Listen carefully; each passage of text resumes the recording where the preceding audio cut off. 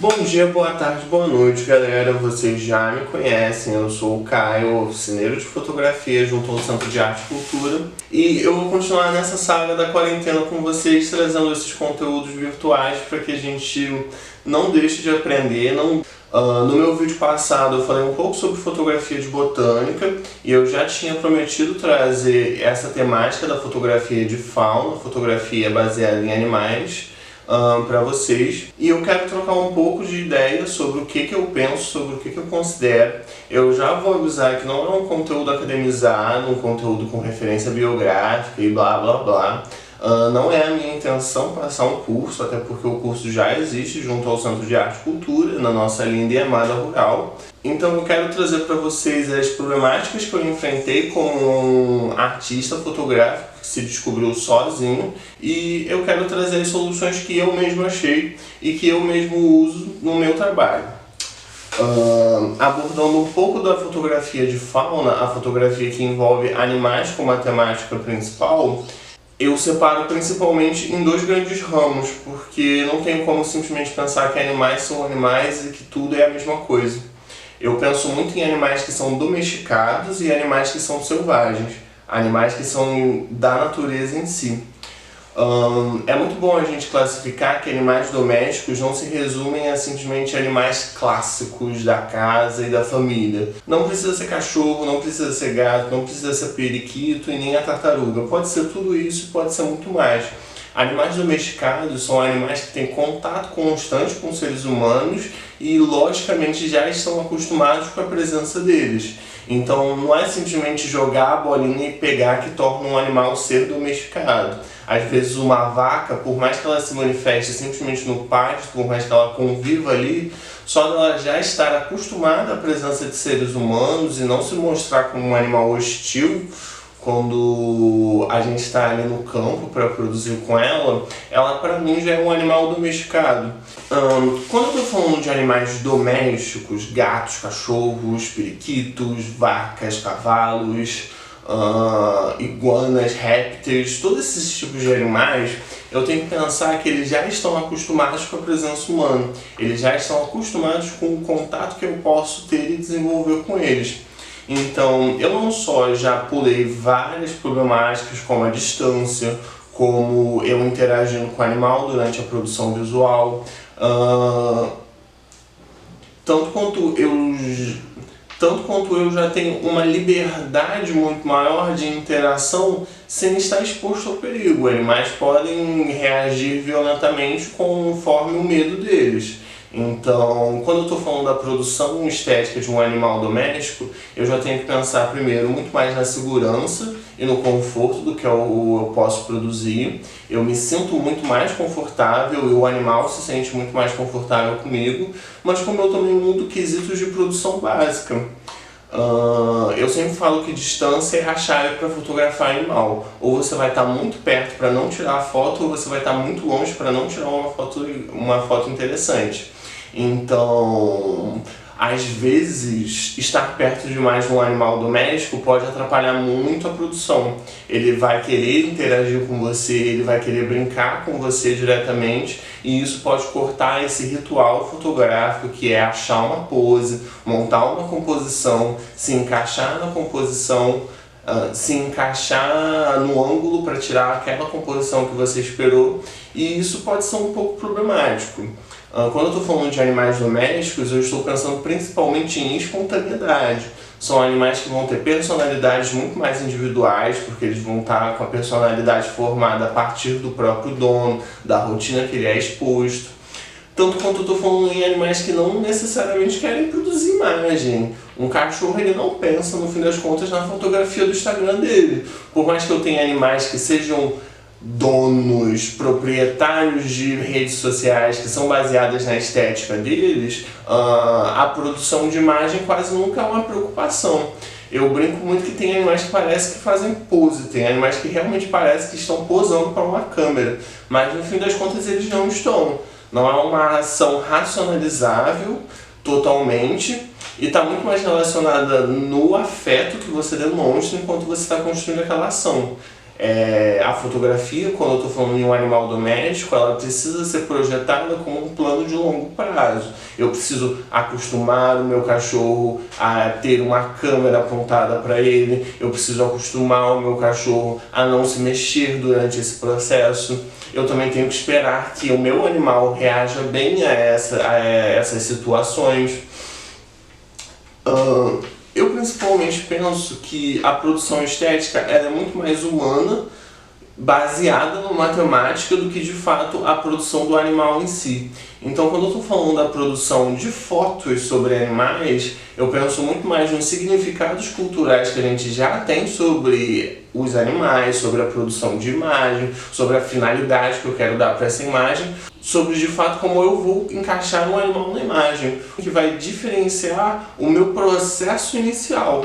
Eu posso estar fazendo uma imagem que seja esteticamente agradável, esteticamente encaixada dentro do padrão sobre os meus próprios animais e como eu quero estar externalizando isso numa rede social. Eu posso querer botar o meu cachorrinho para adoção e eu tenho que pensar naquele quesito de que eu tenho que apresentar o animal como um ser vivo puro, esteticamente agradável, eu tenho que montar uma narrativa positiva para ele. Eu também tenho a questão de animais como comércio, mas eu acho isso tão problemático que eu vou simplesmente falar para não fazer. No fim das contas, se você não pode adotar um animal, por favor, não venda. Ele é um ser vivo, ele não merece estar exposto à comercialização. Quando você quer interpretar o animal como algo que seja monetizado, você pode usar regras do McDonald's, como o McDonald's tira foto do seu hambúrguer, porque no fim das contas você está copiando um processo. Você está imaginando aquilo como um produto comercializável e você quer vender isso como um produto capital. Eu não vou abordar essa produção e vou julgar um pouco.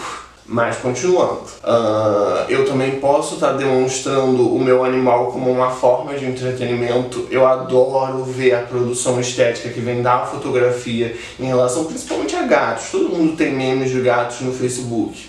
Mas sobre o que é essa produção de um animal passando por um filtro de comédia que só vai existir na nossa cabeça. Aquele animal não está produzindo coisas de fato para serem engraçadas, ele não está produzindo humor. Mas o meu olhar estético, social construído, ele consegue representar uma forma de humor dentro da temática da fauna. Quando eu estou usando o meu animal, interagindo tranquilamente com o ambiente de uma forma em que ele não racionaliza como uma forma humorística. Eu gosto muito de ver que a produção fotográfica ela tem possibilidades amplas e eu preciso, no fim das contas, definir a minha finalidade. Ela é diferente de um retrato, em que eu posso coordenar com a pessoa para ter diversos momentos no mesmo ensaio. Eu quero uma pose mais agradável, eu quero uma pose mais séria, depois pode todo mundo rir. Quando eu estou falando da fotografia de animais, a fotografia de fauna, eu realmente preciso já ter uma finalidade na minha cabeça e deixar que ela vá se desenrolando. Obviamente você pode trabalhar com diversos temas numa mesma situação. E só pra gente terminar essa parte do animal doméstico, eu gosto muito de pensar que a produção imagética, o que eu produzo a partir de imagem baseada no meu animal, eu tenho que ter um respeito tão grande quanto eu teria para uma pessoa. A compreensão de personalidade, de limitações que, embora eu queira transpassar, porque eu quero produzir uma temática específica, eu quero produzir uma imagem com uma composição específica, mas talvez ela não aconteça com o meu animal. Talvez ele não goste de ser pego no colo para tirar uma foto, e isso é uma grande invasão, eu não vou nem dizer de privacidade, mas é espaço pessoal, o espaço individual. Eu não estou tratando o animal simplesmente como um objeto em que eu posso colocar numa situação, numa pose, numa cena, e que eu estou produzindo a partir dela. Aquele animal tem uma... E falando um pouco sobre animais selvagens, que é mais a minha área de produção e o que eu acabei me especializando em fotografar, diferentemente dos animais domésticos, em que eu já tenho contato e eu já tenho um costume de interação com o ser humano, o animal selvagem ele geralmente é receoso nesse contato. Quando eu estou falando sobre a produção fotográfica, eu sempre incentivo o uso do celular como um produtor de imagem, porque de fato ele é totalmente potente e capaz de produzir imagética e estética. Quando eu estou falando sobre a produção de imagens sobre vida selvagem, o celular tem esse déficit de distância de trabalhar. Eu realmente não vou conseguir produzir imagens que sejam boas o suficiente, eu vou usar esse termo, boas o suficiente como um padrão de qualidade, um registro que possua sua qualidade estética para trabalhar com o norte. Então eu diria que nesse quesito eu realmente vou precisar de uma câmera profissional, um aparelho que seja voltado para a produção de imagem, uma produção de qualidade, e principalmente um aparelho que possua lentes que consigam trabalhar a grandes distâncias, porque até mesmo a lente de kit, a lente padrão das câmeras profissionais de mercado, elas não me permitem trabalhar com zooms que vão até 4 vezes, e isso não quer dizer uma aproximação de 10 metros. Quando eu estou trabalhando principalmente com aves, eu já nem tenho essa possibilidade partindo da problemática original, seres que vão ficar no alto das árvores, afastados da gente, tanto quanto eu não vou ter um aproveitamento de qualidade quando eu estou produzindo em animais que são terrestres e que me permitem um pouco mais de distância, um pouco mais de proximidade, mas que ainda assim é limitado. Eu produzo muito no campus da Rural, campus Seropédica, e ele não possui uma variedade muito grande de espécies, até mesmo porque essa é uma das problemáticas da fotografia de animais selvagens. Eu dependo de um ecossistema que já possuam esses animais para eu produzir registro a partir dele. Então, falando especificamente de animais que eu posso encontrar no campus Seropédica, animais que eu exponho os meus alunos nas oficinas, eu preciso compreender que a maioria vão ser aves, animais que vão morar na copa das árvores, animais que não vão ter uma proximidade, capivaras, que são essencialmente um ícone estético da Rural.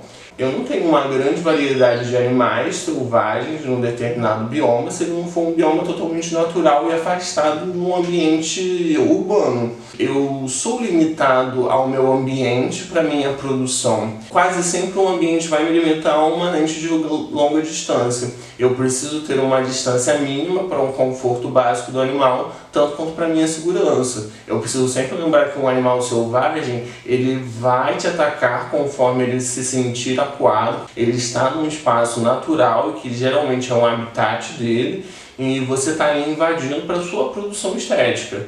Então, lembrem sempre que distância é um negócio seguro. Porque quando eu estou falando sobre produção de imagem de animal selvagem, eu preciso compreender que existe um leque muito limitado de possibilidades. Eu tenho milhares de fotos de capivara, eu fotografo capivaras desde que eu entrei na universidade, porque elas moram ali no Lago do Iá, ali do lado da universidade. E é interessante ver que eu sou completamente limitado aos meus resultados, porque no fim das contas as atividades que esses animais vão produzir são totalmente limitadas. Eu tenho imagens de capivara entrando na água, imagens de capivara comendo grama, imagens de capivara brincando entre si e acabou. No fim das contas, elas não vão produzir ações muito mais diversas do que esses quesitos para eu estar realmente produzindo imagens que sejam variadas nesses aspectos. É diferente de um animal doméstico que eu controlo o ambiente em que ele se localiza.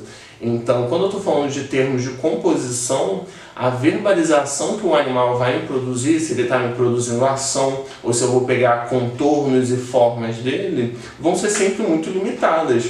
No fim das contas, eu preciso estar exposto a novos ambientes geográficos para de fato ter resultados variados. Capivaras da Rural, elas não vão me dar a mesma imagem, mas elas vão me dar um leque controlado sobre possibilidades estéticas. Se eu quiser novas possibilidades estéticas, eu tenho que procurar capivaras em outros lugares. É um pouco desse pensamento. No fim das contas, eu sou tanto preso ao animal que eu quero fotografar, mas no fim das contas ele vai ser o aspecto secundário, porque o que vai construir a composição vai ser todo o outro cenário que ele tem para interagir. Eu gosto muito de pensar que no fim das contas, o animal ele vai ser simplesmente um quesito que eu estou colocando naquela composição. Ela seria uma composição vazia se ele não existisse. Uma composição que é focada no animal. Animais, eles respondem às nossas atividades sazonais. Se eu estou num período de de alta atividade humana naquele lugar, eu vou ter uma quantidade muito menor de animais no recinto para fotografar, porque eles tendem a evitar a nossa presença. Uma presença que é contínua, não é necessariamente eu ficando lá o dia inteiro, mas são centenas de pessoas passando pelo mesmo lugar o dia inteiro, até eles se sentirem confortáveis num lugar que não apresentem ameaças à segurança física deles.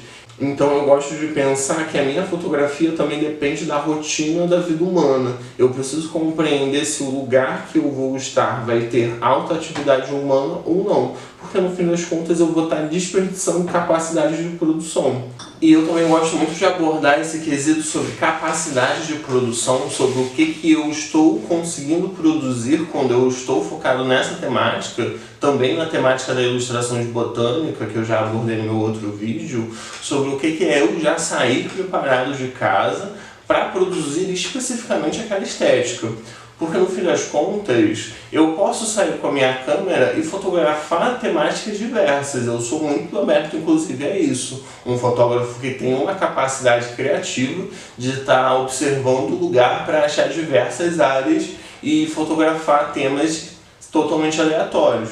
Mas no fim das contas, quando eu estou falando sobre a ilustração natural, a ilustração de animais, se eu realmente não me empenho em fotografar essa temática específica, eu estou desperdiçando capacidade, porque eu vou ser uma pessoa tão aberta a novas possibilidades estéticas que eu não vou estar focado de fato na minha finalidade. Eu fotografo quase qualquer tipo de coisa que eu encontro pela frente, de tratores, a fuscas, ao próprio prédio e arquitetura.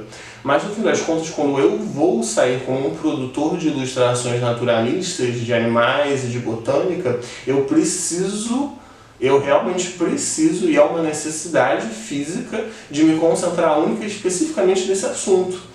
Porque quando eu perco a concentração em relação ao canto dos pássaros, eu já perdi uma possibilidade de criação de uma imagem, simplesmente porque eu já não estava com a cabeça preparado para isso. Então, eu acho que muito além sobre todos esses quesitos que a gente já conversou, eu gosto muito de focar que a ilustração naturalista, ela é um esforço único, um esforço específico e principalmente ela é um esforço de concentração. Eu tenho que estar disposto a sair e absorver no meu campo visual possibilidades pontuais. Eu tenho que enxergar um passarinho cuja a penagem dele já é pronta para estar camuflado no meio daquela árvore para de fato fotografar ele. E eu acho que é um pouco disso. Queria muito trazer para vocês o que é lidar com essa temática específica, porque foi uma das que eu mais me identifiquei de produção na faculdade. É realmente uma habilidade terapêutica saber que eu trabalho com uma coisa que me faz relaxar. Eu consigo acordar cedo, pegar a minha câmera e sair e aproveitar a natureza e produzir a partir da natureza. Isso não existe um mistério e isso não exige cadastro e formulários. É realmente uma atividade pública, gratuita e no fim das contas você está treinando. Eu uso os meus conhecimentos em outras áreas para minha produção estética natural, mas no fim das contas eu também uso o que eu aprendo a partir de estética naturalista, principalmente nos meus retratos, em como eu estou lidando com uma pessoa. Questões sobre distância, sobre o conforto, questões sobre distância, sobre zona de conforto, sobre lidar com autoestima. Eu aprendi muito a partir dessa produção. Eu gostei de ter finalizado nessa semana esse primeiro subtópico, a estética mais naturalista, e espero que na semana que vem vocês continuem vendo os meus vídeos, porque eu vou trazer temas novos. Eu acho que eu vou mudar um pouco as circunstâncias do vídeo para ter uma diversidade de produção, mas é isso que sempre vai ser. Uma pessoa que enfrentou problemáticas e teve que desenvolver soluções sozinhas, porque a fotografia é uma área da arte, mas não é uma área que eu aprendo a partir da minha graduação. E principalmente, uma pessoa que está produzindo uma forma de expressão que é individual. Eu realmente não queria que isso fosse um curso, porque cursos são formas de você padronizar conhecimento.